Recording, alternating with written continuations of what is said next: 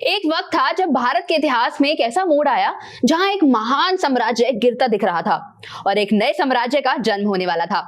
यह समय था जब भारत अलेक्जेंडर द ग्रेट के आक्रमण का सामना कर रहा था। मगध राज्य, जिसे आज के समय में बिहार के नाम से जाना जाता है, अपनी राजधानी पाटलिपुत्र के साथ नंद वंश के शासन में था। नंद राजा धनानंद की अधिकतम सत्ता थी, लेकिन राज्य में भ्रष्टाचार का बोलबाला था। देश के लोग धनानंद के अत्याचारों और राज्य के बिखरने की हालत से परेशान थे। अब परेशान तो शायद आप में से बहुत सारे लोग होंगे ये सोचकर कि यार हमें फाइनेंशियल फ्रीडम कैसे मिल जाए या हम अपने आप को फाइनेंशियली इंडिपेंडेंट कैसे बना सकते हैं।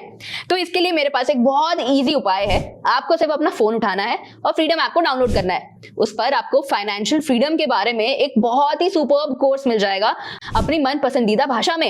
इनफैक्ट उस कोर्स के साथ आप सीख सकते हैं कि कैसे आप अपने पैसे बचा सकते हैं, कैसे आप खुद को एक फाइनेंशियली इंडिपेंडेंट इंसान दिखा सकते हैं, बना सकते हैं, कैसे आप अपने पैसे को एक अच्छी जगह पर इन्वेस्ट कर सकते हैं। अगर आप कहीं और निवेश करने के बारे में सोच रहे हैं तो उसके ऑप्शंस भी उसी ऐप पर अवेलेबल हैं। तो जल्दी से डाउनलोड कर लो। डाउनलोड करने का लिंक मेरी चैनल प्रोफाइल और डिस्क्रिप्शन दोनों पर ही मिल जाएगा। तो चलिए कहानी की ओर बढ़ते हैं। इसी हालत में एक व्यक्ति अपने अपमान और अपने देश के प्रति समर्पण के साथ उठता है। दिखने में पतला सा, ऑर्डिनरी सा, लेकिन अपने दिमाग से महान व्यक्ति। इस व्यक्ति का नाम था विष्णुगुप्ता, जिसे हम चाणक्य के नाम से भी जानते हैं। चाणक्य जो राजनीति और शास्त्र का महान ज्ञान रखते थे और उन्होंने अपनी प्रतिज्ञा ली थी कि वो नंद वंश को समाप्त कर देंगे और एक न्यायी उचित राज्य को गद्दी पर बिठाएंगे। लेकिन ये कहानी सिर्फ एक प्रतिज्ञा की नहीं थी। चाणक्य ने यह सपना देखा था कि जब वो अपमानित हुए थे तब धनानंद ने उनका अपमान किया था, उन्हें राज्य से बेइज्जत कर निकाल दिया था। उस दिन चाणक्य ने प्रतिज्ञा ली थी कि जब तक वो नंद वंश का विनाश नहीं कर देंगे तब तक अपने बालों को नहीं बढ़ाएंगे।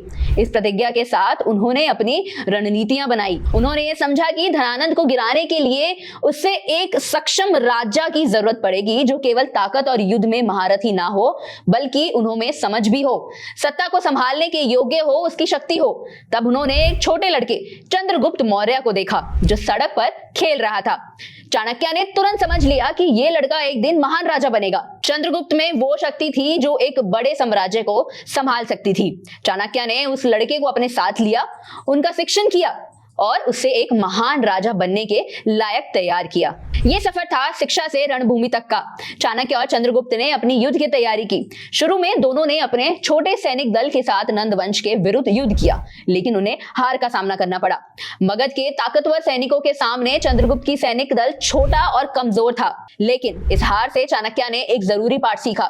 जीत के लिए सिर्फ ताकत ही नहीं, समय का सही महत्व भी जानना और समझना जरूरी होता है। चाणक्य ने समझा कि नंद वंश के विरुद्ध लड़ने के लिए उसे अपनी रणनीतियां दोबारा सोचनी होंगी।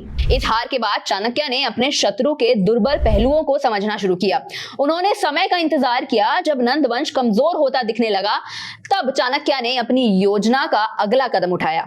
चाणक्य सिर्फ एक राजनेता नहीं थे, वो एक महान अर्थशास्त्री भी थे। उनके ज्ञान को उनके ग्रंथ अर्थशास्त्र में साझा गया है। अर्थशास्त्र में उन्होंने शासन, धन, निवेश और आर्थिक नीतियों के बारे में ऐसे निर्देश दिए हैं जो आज के समय में भी सीखने लायक हैं। चाणक्य का सबसे बड़ा पाठ था कि जो भी काम करो उसकी एक पूरी योजना बनाकर करो। उन्होंने ये पाठ अपनी जिंदगी में भी अपनाया। जब उन्होंने नंद वंश को गिराने के सपने देखे तो उन्होंने हर कदम के लिए योजना बनाई। उन्होंने चंद्रगुप्त को चुना, उनका विश्वास जीता और उनका सेनापतित्व तैयार किया। ये एक दिमागी युद्ध था जिसमें चाणक्य ने अपना प्रबल दुश्मन को हराने के लिए हर कदम को सोच समझकर उठाया। अर्थशास्त्र में चाणक्य ने यह भी सिखाया है कि कोई भी काम बिना योजना के मत करो। अगर तुम्हारे पास एक पूरी योजना नहीं है तो तुम्हें सफलता मिलने के चांसेस कम हो जाते हैं। अर्थशास्त्र का यह पाठ आज के समय में भी निवेशन के लिए प्रमुख है। अगर आप अपने धन का सफर शुरू कर रहे हैं तो बिना योजना के आगे मत बढ़ना। आपको रिस्क लेना, अपनी आशा और अपने लक्ष्यों को समझना होगा। रिस्क समझो फिर कदम उठाओ। चाणक्य का दूसरा महान पाठ था अपनी ताकत और अपनी कमजोरियों को समझो। चाणक्य को पता था कि उनमें शारीरिक शक्ति नहीं है, इसीलिए उन्होंने चंद्रगुप्त मौर्य को अपना योद्धा बनाया। चंद्रगुप्त के पास वही शारीरिक और मानसिक शक्ति थी जो एक साम्राज्य के लिए जरूरी थी।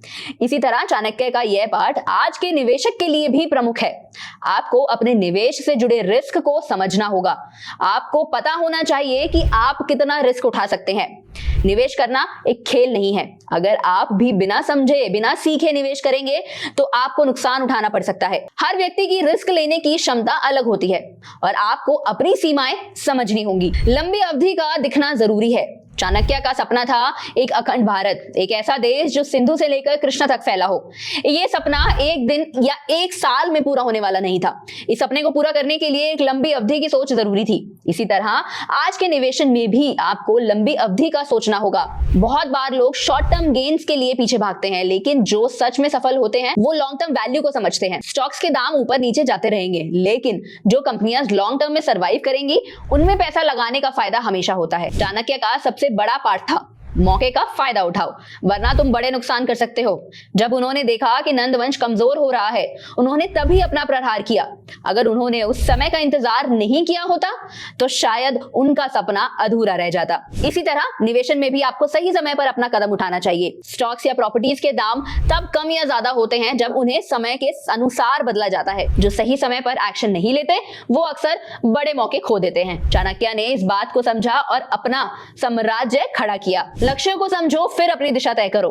चाणक्य का एक महान ज्ञान था, अगर तुम्हें दूध चाहिए तो हाथी मत खरीदो। इसका अर्थ है तुम्हारे अपने लक्ष्यों के अनुसार अपना निवेश करना चाहिए। हर व्यक्ति का लक्ष्य अलग होता है, कुछ को ज्यादा रिटर्न्स चाहिए होते हैं और कुछ को स्टेबिलिटी। अगर तुम्हें ज्यादा रिटर्न्स चाहिए तो रिस्की स्टॉक्स में पैसा लगा सकते हैं, लेकिन अगर आपको सुरक्षा चाहिए तो सेफर ऑप्शंस में निवेश करो। दूसरों की गलतियों से सीखो, हर गलती को खुद से एक्सपीरियंस करना जरूरी नहीं होता। समझदार इन्वेस्टर दूसरों की गलतियों से भी सीखता है और उन्हीं से अपना रास्ता बनाता है। चाणक्य कहते हैं समझदारी इसमें है कि आप अपने आसपास जो गलतियां होते देख रहे हैं उनसे सीख लो।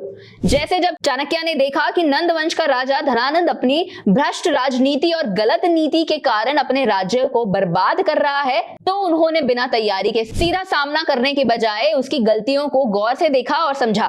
चाणक्य ने चुपचाप अपनी रणनीति बनाई और सही वक्त का इंतजार किया। एक समझदार इन्वेस्टर भी ऐसे ही करता है। मार्केट में कई लोग रिस्क लेते हैं, गलत स्टॉक्स में पैसा डाल देते हैं और नुकसान उठाते हैं, लेकिन आपको दूसरों की फाइनेंशियल गलतियों से सीखना चाहिए ताकि आप अपने फैसले सुधार सकें और गलतियों से बच सकें। डर का सामना करो।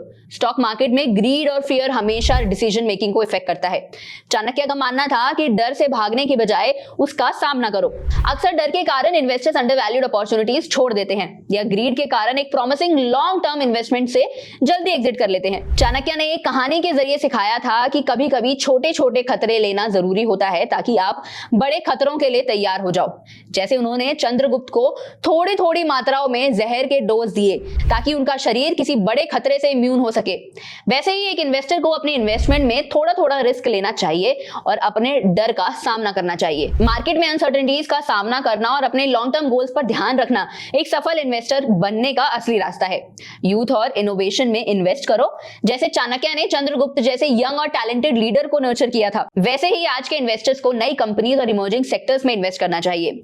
सबसे बड़े वेल्थ क्रिएटर्स अक्सर छोटे शुरू होते हैं और उनमें इन्वेस्ट करके फ्यूचर ग्रोथ स्टोरीज का हिस्सा बनते हैं। दोस्तों, इन टाइमलेस लेसन्स को अपनी फाइनेंशियल प्लानिंग में अप्लाई करके आप भी सस्टेनेबल वेल्थ बना सकते हो। चाणक्य की सीख हमें बताती है कि कैसे पुरानी समझदारी और मॉडर्न फाइनेंशियल प्रैक्टिसेस को मिलाकर एक सक्सेसफुल स्ट्रेटजी बनाई जा सकती है। तो ये थी एक कहानी जिसमें हमने बताया कि कैसे चाणक्य ने उस समय में भी अपनी फाइनेंशियल इंटेलिजेंस का यूज करके एक युद्ध जिताया, कैसे उन्होंने अपने साम्राज्य को एक अच्छा इंडिपेंडेंट और फाइनेंशियली रिच किंगडम बनाया। तो आप भी ये सब कर सकते हैं। इनफैक्ट अब तो हमारे पास इतनी फैसिलिटीज है, इतनी टेक्नोलॉजी है जिसका अगर हम सही तरीके से इस्तेमाल करें ना तो हम भी बहुत ही अच्छी नॉलेज अपनी फाइनेंशियल फ्रीडम पर ले सकते हैं। ऐसे ही और भी अगर लेसन्स आपको जानने हैं जिसमें आप रिलेट कर सकें अपने खुद से और अपनी इन्वेस्टमेंट से, तो आप मुझसे प्लीज जुड़े रहिएगा। मैं उम्मीद करती हूँ कि आपको ये वीडियो पसंद आई होगी, समझ में आई होगी। आप अपने डाउट्स, कमेंट्स, सजेशंस और कोई भी फीडबैक मुझे कमेंट सेक्शन में दे सकते हैं। मैं मानसी मिलती हूँ आपसे अगली वीडियो में।